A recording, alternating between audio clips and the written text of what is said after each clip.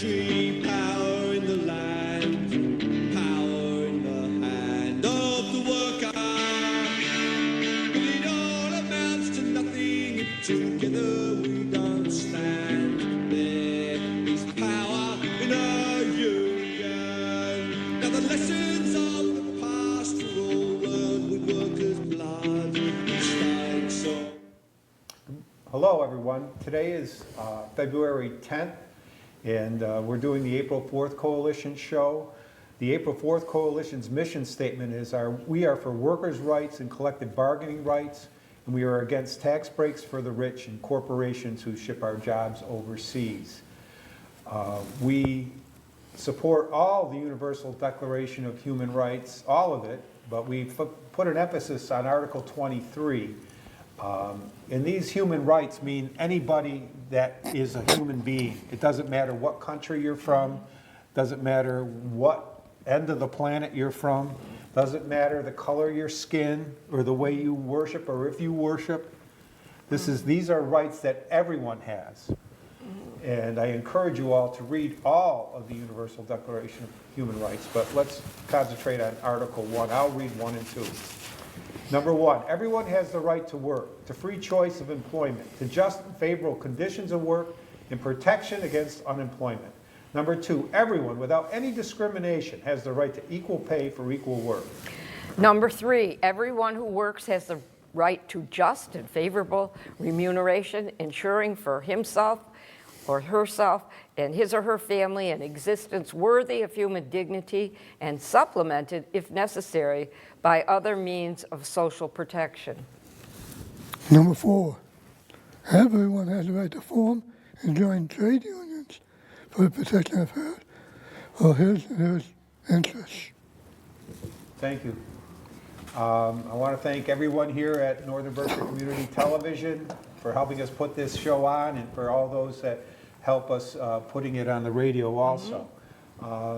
We are here today, and I feel like our country is like in a crisis of the Constitution, so we're going to try to focus on the issues of the day as it pertains to the Constitution and certain things that our new president has decided to do.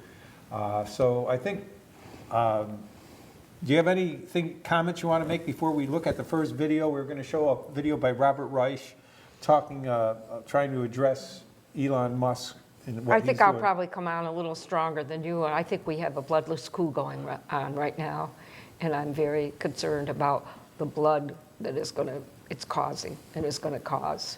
I'm frightened for our country and the people, especially those who are powerless to fight back. Right. It's very, very frightening. The repercussions are all over the world. Children are dying because of administrative actions that have been taken unconstitutionally. Yep.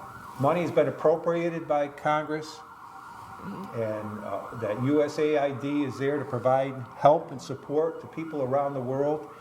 And just with a stroke of the pen, they're trying to shut down. They're putting it, said an agency that feeds and takes care of health, provides health care for people all over the world. They're bragging about putting it in the wood chipper.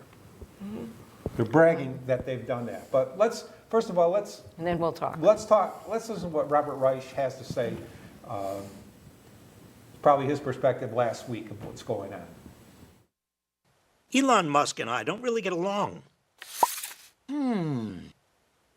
He was talking about me. But believe it or not, we may actually agree on something. Let me explain.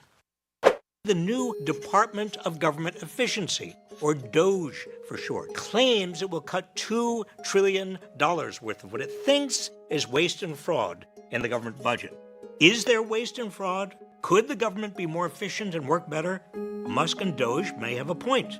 But what's often considered waste and fraud depends on whether one is looking downward or upward. And the billionaire Doges look only downward. In fact, the biggest waste and fraud is found at the highest rungs. Musk, of course, won't recommend eliminating tax loopholes, which resulted in the government losing out on at least $1.8 trillion worth of tax revenue in 2023 alone.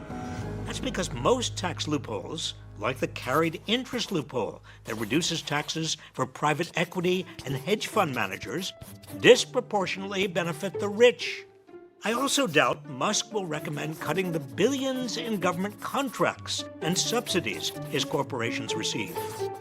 Or our bloated military budget that's bigger than the next 9 countries' military budgets combined.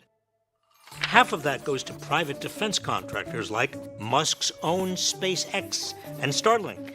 Many federal contractors, like Boeing and Raytheon, have histories of price gouging, largely because they face little or no competition. And Musk, of course, won't recommend that Republicans halt their plans to extend Trump's tax cuts, which will add at least $5 trillion to the deficit and predominantly benefit billionaires like him. That's more than twice the amount DOGE wants to cut in, quote, wasteful government spending, if you're keeping track. Instead, Musk wants to cut the government agencies that protect you by enforcing antitrust laws, labor laws, workplace safety laws, environmental protections, and guardrails against financial fraud. And because there's no other place to find anything close to the $2 trillion he's promising to cut from the federal budget, I expect Musk and DOGE will turn to cutting Social Security, Medicaid, and Medicare, which comprise roughly 45% of the entire federal budget. Now, Elon and DOGE won't listen to a miniature wanker like me, but I want to arm you with the truth. As DOGE takes shape, you're going to hear a lot about how we can't afford to fund government agencies or programs that help millions of people. That's rubbish. As I just pointed out, there are ways to save the government $2 trillion without cutting critical programs that most Americans rely on. If we instead cut the fat that Musk and his fellow billionaires rely on. The fundamental issue that Musk and DOGE are failing to address isn't the size of the government or how efficient it is, but who our government is for.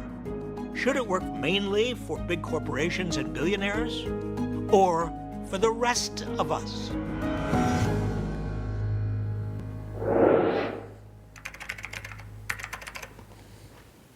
Wow. One correction I have to make, he called it the Department of Doge or whatever. I listened to a legal podcast this morning, and these lawyers on that said that the term department is a very legal term within the federal government, and a department can only be established by an act of Congress. And that Department of Doge was not. It's not legal. It's not a government department. It's something a president appointed, and it's probably illegal that he appointed it because in our Constitution, the power of the purse remains with Congress. Mm-hmm. Congress has the power of the purse. They have laws to prevent presidents from taking people into the government to work for free, to spend money of their own, to change laws in the name of the government, because that circumvents the legislative branch, because they are in charge of all government spending. They allocate money. But the sad reality is, over the years, Congress has usurped their authority and given more authority to the executive branch, which means it's not an equal branch, though there are not three equal branches. So it should be. It should be. But we have a congresswoman who represents I have a daughter and a son that live in Somerville. So this woman, Ayanna Pressley, is their congressman, and she was speaking out front of, I think, the Treasury. I'm not sure what office it was, but in reaction, or maybe it was USAID, but in reaction to what Elon Musk and his henchmen were doing in there. Let's take a look at that. First of all, happy Black History Month,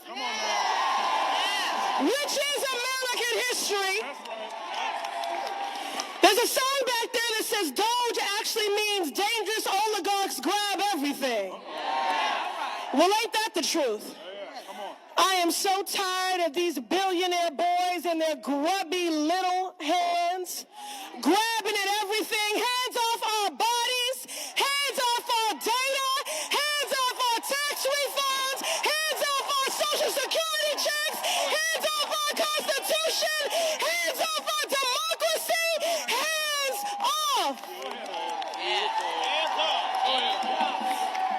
As a proud member of the Committee on Oversight, I'm here for some real-time congressional oversight. And you are a beautiful sight to see, and you prove that the power of the people has always been greater than the people in power. That was true in Seneca Falls. That's right. That was true in Selma.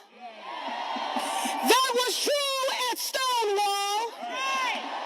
And it will be here true today. This is an unprecedented moment, a constitutional crisis, but we will match their energy. With unprecedented organizing, mobilizing, agitating, we will see you in the courts, in Congress, in the streets. Elon Musk is a Nazi Nepo baby.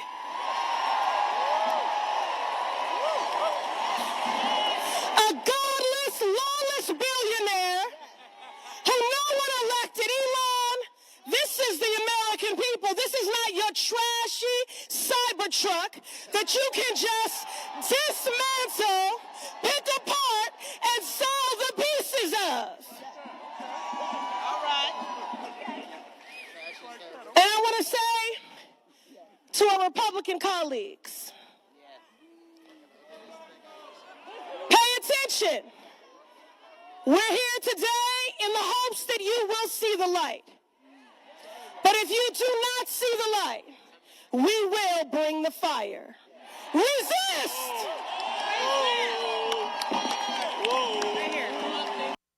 Wow, that was great. I Yeah. mean, you know, he is. I mean, we got to remember, you know, who is this Elon Musk? He's just a very rich.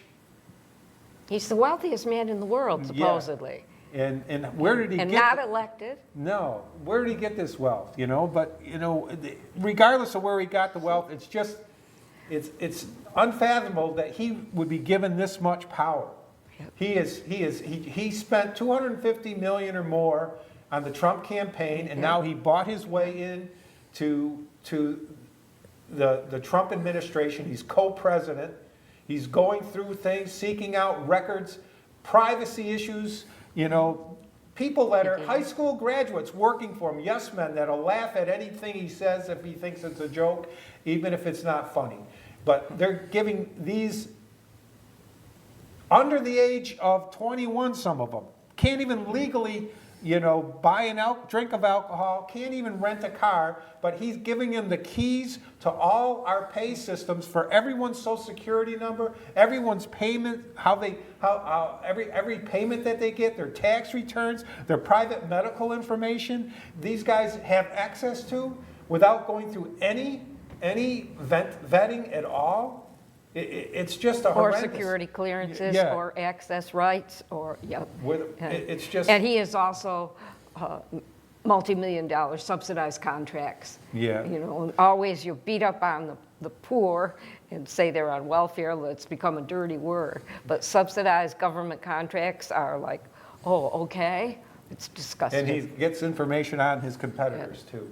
But let's have a little. We have the Constitution somewhere here.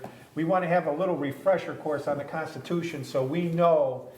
Let's try to understand what these articles are. You know, if people are going to be flaunting it or trying to destroy it, let's have a little tutorial on the Constitution.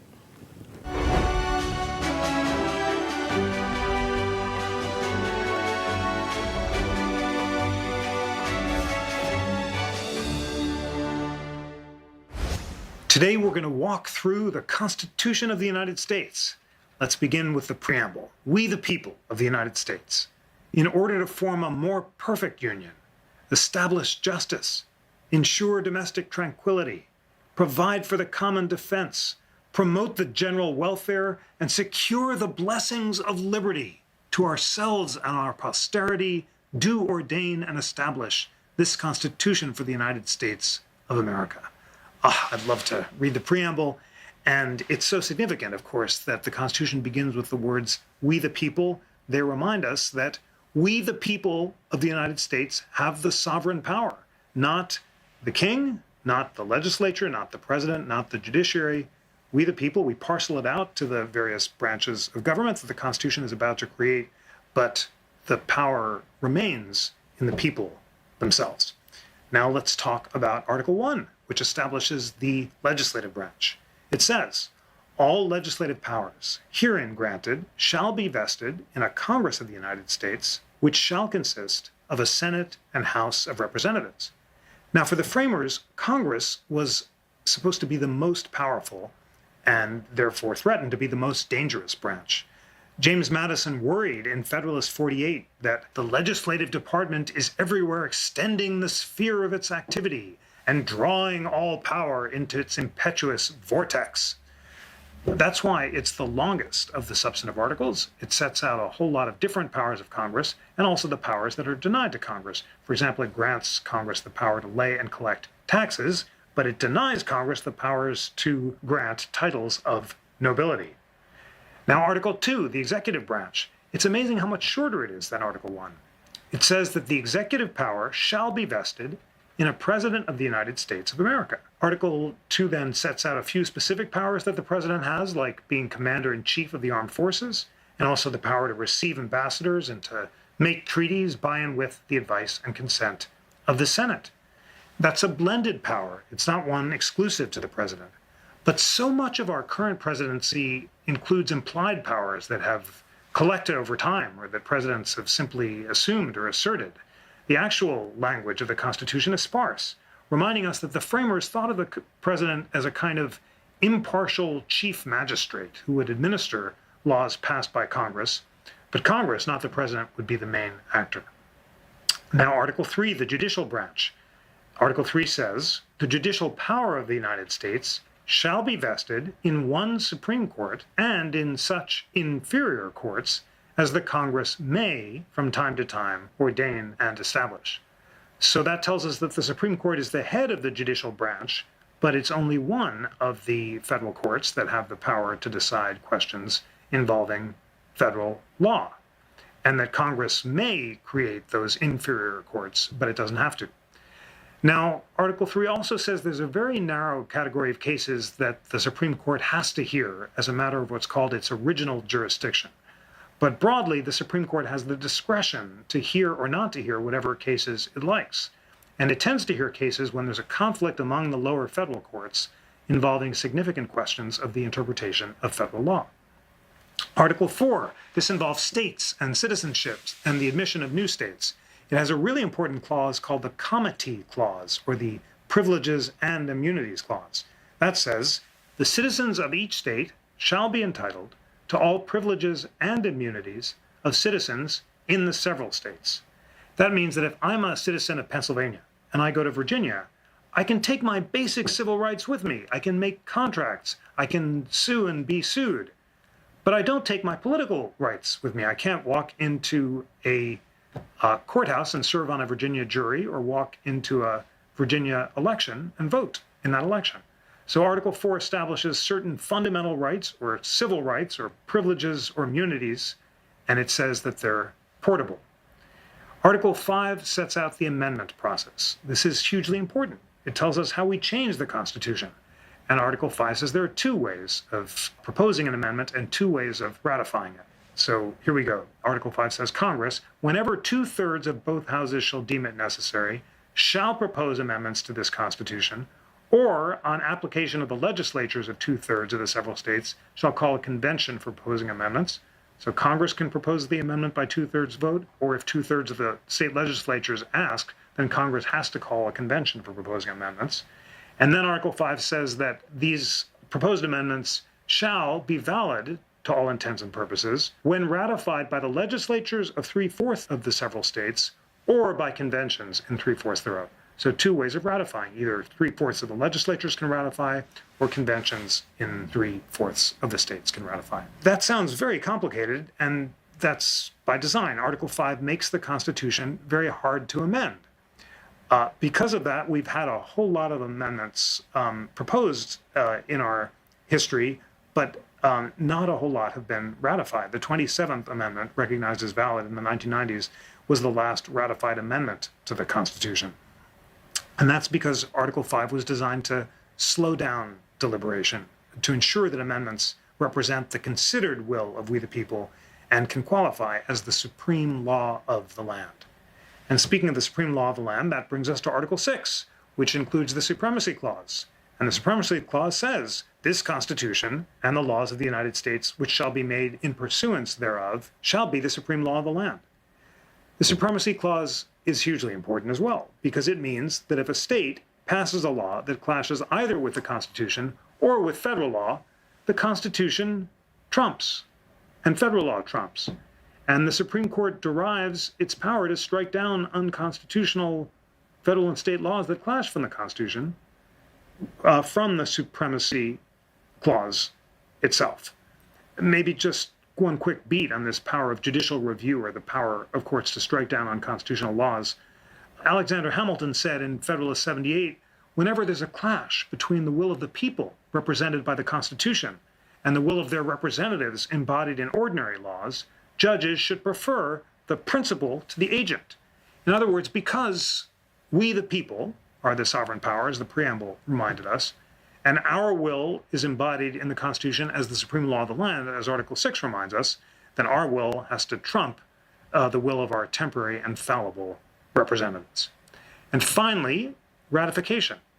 Article 7 says, ratification of the conventions of 9 states shall be sufficient for the establishment of this Constitution between the states so ratifying the same.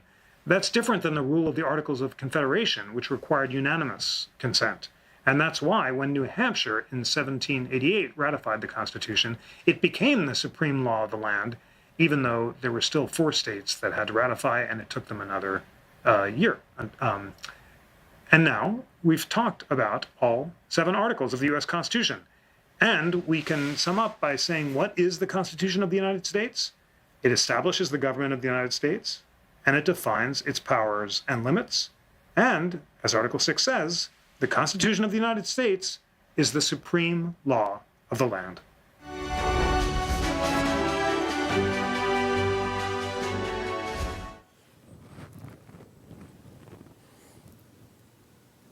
Well, thank you. What do you think? Well, I think it's very difficult. I think of the ERA, and we can not get that passed for women's rights, how long it is to take. But the Constitution is only as good as those in the power in Congress and our executive and the Supreme Court to enforce it. That's where the problems are occurring right now. And this is a time to go after every legislator and say, you must stand up for the people and the Constitution. Right. They probably all need a copy of it. Right. Well, not all, most of them. But what he pointed out is we the people, we are the most powerful part of the Constitution. You and bet. That preamble says it, that we are the ones that give them that power. And when people in power start to ignore the Constitution, we have to get on the phone with our legislators, but if they're not going to listen, then we have to do other things to make people aware that that Constitution is being violated. Like, they went over the amendment process. It's like you mentioned, how I think they have enough states now, but they're arguing that the time limit, there's no time limit on amendments. No. That Equal Rights Amendment should be passed because it's reached that amount. Of course. It's reached that amount. But of course, I'm fighting the assault against women worldwide, which is happening now and getting worse. Right, but we'll look at this one thing, that how you amend it was a very It's a difficult very process. difficult thing. Yeah. So now we take amendment number 14, was passed and adopted in 1865 and adopted in 1868. It says all persons born or naturalized in the United States and subject to its jurisdiction thereof are citizens of the United States and of the state wherein they reside. And then the president, on his first day, signs a paper saying, no, that amendment, that's no longer true. I mean, that flies right in the face of the Constitution. He thinks that he has more power than the Constitution. By signing a piece of paper, he can take away that right that is written right into the Constitution that passed 2/3 of a vote in the Congress and in every And state this was legislature. after the Civil War because Yeah. of people of color, and of course. Right. It's But- you know, it's very important, and it's flagrant. The question is, how do you let as many people as possible see what is happening and have them respond? So this is going to be responses every way you can, in the streets, by writing, by on your local level, getting involved, and not supporting legislators who are, as far as I'm concerned, so many of them, just getting a paycheck and not doing their job. And how do you get them? And I'm talking about both parties. I think that, you know, what we have to do is support our court system, because I think our court systems are holding up.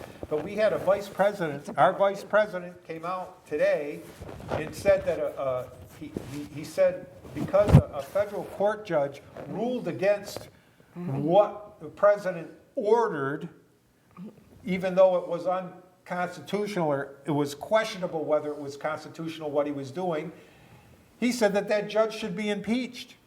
Elon Musk said that judge is impeach him. Elon Musk, he doesn't care. You know, a lot of people think, well, how can, you know, why would don't they care about they don't care at all. Mm-hmm. They have this attitude that they brought, Elon Musk brought with him from Silicon Valley, that was, if it ain't broke, break it. Mm-hmm. They don't care. They want to just destroy everything. And then after what's left, if you figure out what you need, then you put it back together. And that includes our Constitution. They don't care about it. So you have to hope that for the people have to rise up whatever way they can. And our courts are the last holding system right now, because our branches are not working. Right, but what can the courts do? Stop every single way they can. Right. And what the courts can make the rulings, but if people don't abide by the rulings of the court, the only thing they can do is send federal marshals to that place and sanction those people. But the president is assuming power over those federal marshals. Yeah. He's firing FBI agents that aren't loyal to him. He's firing, leaders, people that are in charge of security to make sure that the laws are being executed. If they're not following his orders, never mind paying attention to the laws, he's firing them. And that's the constitutional crisis we're about to embark on. What do we do? We are in it, Yeah. Rich, we are in it. If the president defies the courts. What you're doing here with this program, the April 4th Coalition, is one of the ways that is so important. And power to the people is really, really important. Power to the people. We have to keep communicating it, and we Absolutely. have to educate ourselves that we the people are the reason why this government exists. And we do not turn it over to rich billionaires who just want, because of their ego problems or their And everyday people have to realize they have a voice, and they can use it, and they can use it any way that they can. So